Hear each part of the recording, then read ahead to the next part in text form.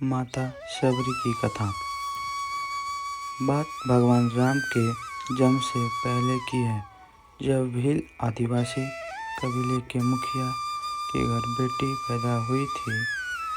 उसका एक नाम श्रवणा और दूसरा नाम शबरी रखा गया। शबरी की माँ इंदुमती उसे खूब प्यार करती थी। बचपन से ही शबरी पशु पक्षियों की भाषा समझकर उनसे बातें करती थी, और जब शबरी की माँ उसे देखती तो कुछ समझ नहीं पाती थी।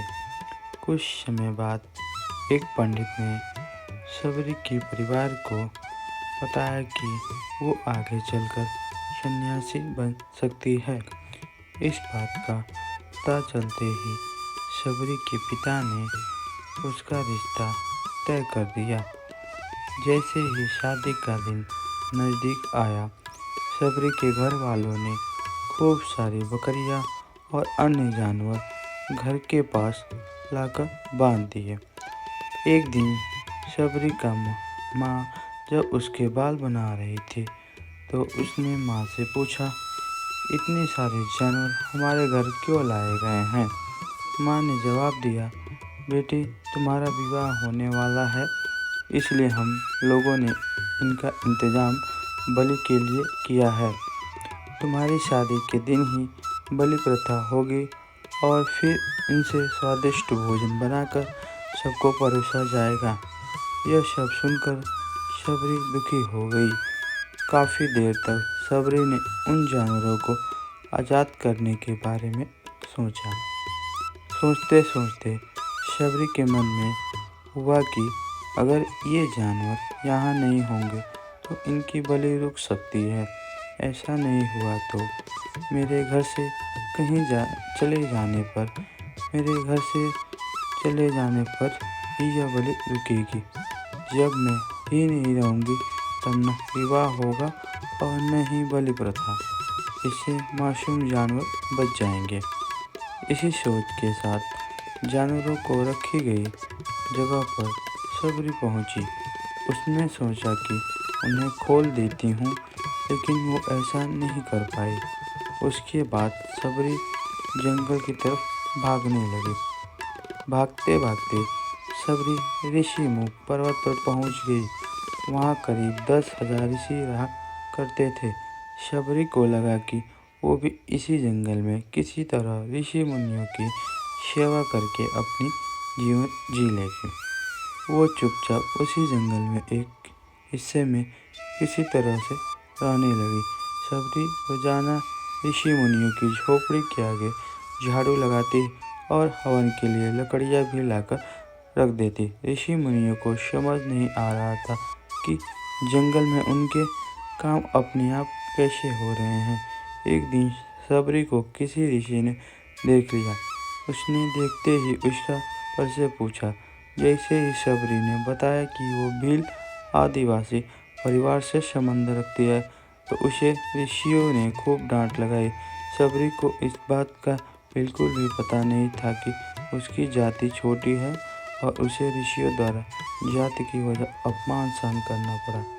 इतना सब होने के बाद भी शबरी हर ऋषि मुनि के दरवाजे पहुंचती और उनके आंगन में झाड़ू लगाकर उनसे गुरु दीक्षा लेने के लिए कहते। हर कोई शबरी को उसकी जाति की वजह से अपने आश्रम से भगा देता था। ऐसा होते काफ़ी समय बीत गया। उसके बाद शबरी मतंग ऋषि की कुटिया में पहुंची। वहां पहुंचकर मतंग ऋषि को शबरी ने बताया कि वह उनसे गुरु दीक्षा लेना चाहती है। उन्होंने खुशी खुशी उसे अपने गुरुकुल में रहने को दिया और भगवान से जुड़ा ज्ञान देते रहे। शबरी ने भी अपने गुरु मतंग ऋषि की सेवा करने में कोई भी कसर नहीं छोड़ी। वो गुरुकुल के भी सारे काम करती थी। शबरी से खुश होकर मतंग ऋषि ने उसे बेटी मान लिया था। समय के साथ मतंग ऋषि का शरीर बूढ़ा हो गया। उन्होंने एक दिन शबरी को अपने पास बुलाया और कहा, बेटी, मैं अपना देह त्यागना चाह रहा हूँ। बहुत साल हो गए इस शरीर में रहते रहते। शबरी ने दुखी मन से कहा, आपके ही सहारे में इस जंगल में रह पाई हूँ। आप ही चले जाएंगे तो मैं जीकर क्या करूँगी। आप अपने संग मुझे भी ले जाइए, मैं भी देह त्याग दूंगी। मतंग ऋषि ने जवाब दिया, बेटी तुम्हें चिंता करने की कोई ज़रूरत नहीं है। राम तुम्हारी चिंता करेंगे और ध्यान भी रखेंगे। शबरी ने राम का नाम सुनने के बाद पूछा, वो कौन है और उन्हें मैं किस तरह से ढूंढूंगी। मतंग ऋषि ने बताया, राम कोई और नहीं भगवान है। वो तुम्हें सारे अच्छे कर्मों का फल देंगे। तुम्हें उन्हें ढूंढने की कोई ज़रूरत नहीं है। वो एक दिन तुम्हें खोजते खोजते हुए इस कुटिया में आएंगे और तुम्हें उनके हाथों से ही मोक्ष मिलेगा। तब तक तुम इसी आश्रम में रहो। इतना कहते ही मतंग ऋषि ने अपना शरीर त्याग दिया। शबरी के मन में मतंग ऋषि के जाने के बाद से ही एक बात थी कि वो भगवान राम स्वयं उससे मिलने आएंगे। वो रोज़ भगवान राम से मिलने के लिए बाग से अच्छे अच्छे फूल लाकर पूरा आश्रम सजाती और भगवान के लिए बेर तोड़कर लाती। भगवान के लिए बेर चुनते हुए शबरी उन्हें चख लेती ताकि भगवान वो सिर्फ मीठे ही बेर दे। रोजाना शबरी इसी तरह भगवान के दर्शन की आस में फूल और बेर इकट्ठा करती रहती थी। इसी तरह इंतजार में कई साल बीत गए। शबरी का शरीर एकदम वृद्ध हो गया। एक दिन आश्रम के पास ही तालाब में शबरी पानी पीने के लिए गई। तभी पास के ही एक ऋषि ने उससे अछूत कहते हुए वहां से भागने के लिए कहा और एक पत्थर मार दिया। वो पत्थर जब शबरी को लगा तो उसको चोट लगी और खून बहने लगा। बहते हुए खून की एक बूंद उसी तालाब के पानी में गिर गई। तभी पूरा तालाब का पानी खून में बदल गया। यह सब होता देखकर ऋषि ने शबरी को ही डांटा और कहा कि पापिन, तुम्हारी वजह से पूरा पानी खराब हो गया। रोज ऋषि उस पानी को साफ करने के लिए अपनी कई तरह की विद्याओं का इस्तेमाल करते। कई सारे जतन करने के बाद भी कुछ नहीं हुआ। फिर उन्होंने गंगा जैसी कई पवित्र नदियों का जल भी उस तालाब में डाला, फिर भी तालाब का पानी साफ नहीं हो पाया और वो खून जैसा ही रहा।